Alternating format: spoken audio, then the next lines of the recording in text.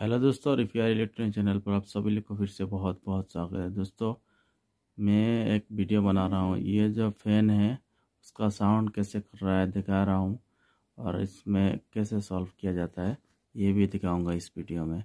तो वीडियो आगे बढ़ने से पहले आपसे एक रिक्वेस्ट करूँगा, आप मेरे चैनल पर नया है तो लाइक कर दीजिए, साथ में सब्सक्राइब कर दीजिए, और साथ में जो घंटा है उसको भी दबा दीजिए, ताकि जब भी कोई नई वीडियो चढ़ूँगा सबसे पहले तुरंत आपको मिल जाए। दोस्तों देखिए इसका क्या साउंड आ रहा है, क्या प्रॉब्लम है। इसका बेयरिंग जो जाम हो गया, ऐसा आवाज़ करता है वो। अभी उसको आवाज़ जो सॉल्व करूँगा। फैन बराबर चलता है लेकिन इसकी आवाज़ जो है वो बहुत तेज़ी से आवाज़ आ रहा है। देखिए कैसे आवाज़ कर रहा है। अभी उसको हम निकालेंगे, निकाल के इसका जब बेयरिंग की ग्रीसिंग करेंगे और क्या क्या करते हैं देखिए इस वीडियो में।